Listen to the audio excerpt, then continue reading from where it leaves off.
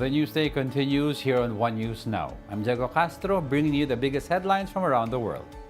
The U.S. House of Representatives is set to pursue spending cuts this week, which could partially shut down their government.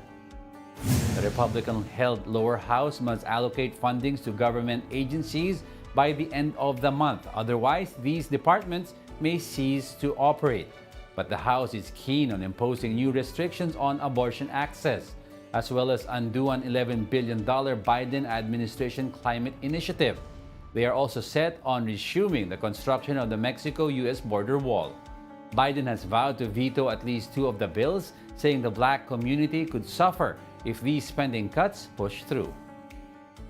Shutdown is going to risk nutrition assistance to nearly 7 million moms and children. It's going to disproportionately affect Black families. Canadian Sikhs staged protests outside Indian consulates in response to the supposed link between New Delhi and the murder of a Sikh leader. Recall that Canadian Prime Minister Justin Trudeau accused India of being involved in the fatal shooting of a Sikh in June. About 100 protesters in Toronto burned an Indian flag and struck a cardboard cutout of Indian Prime Minister Narendra Modi with a shoe. Some 200 people also gathered outside the Vancouver consulate. In Ottawa, fewer than 100 Sikhs protested in front of the Indian embassy, waving yellow flags marked with the word Khalistan. The term refers to a movement seeking to create a homeland for Sikhs.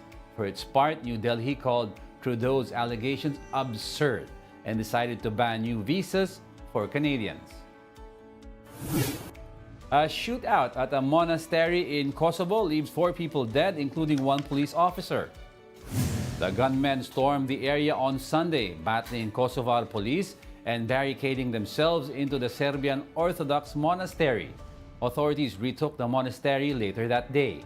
Kosovo police kept roadblocks in place and searched houses in the village for any of the estimated 30 gunmen who might have not fled.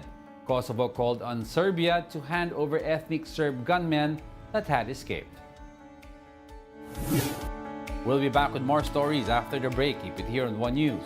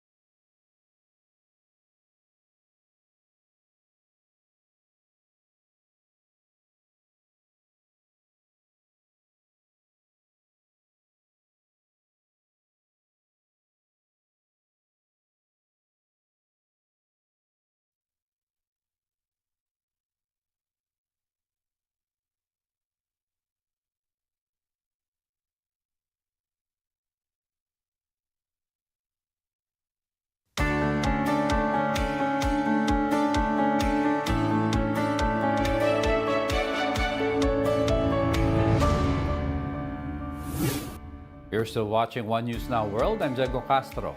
The mayor of Libya's eastern city, Derna, and other officials have been detained following the devastating flood.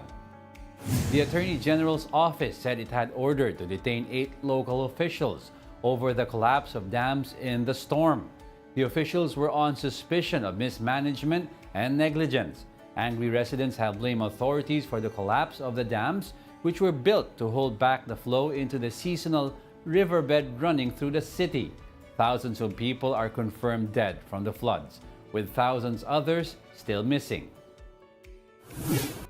Over in Guatemala, overnight rains kill at least 6 people, while 13 others are left missing. Authorities said one of the retrieved bodies was that of a minor, and they expect to recover more.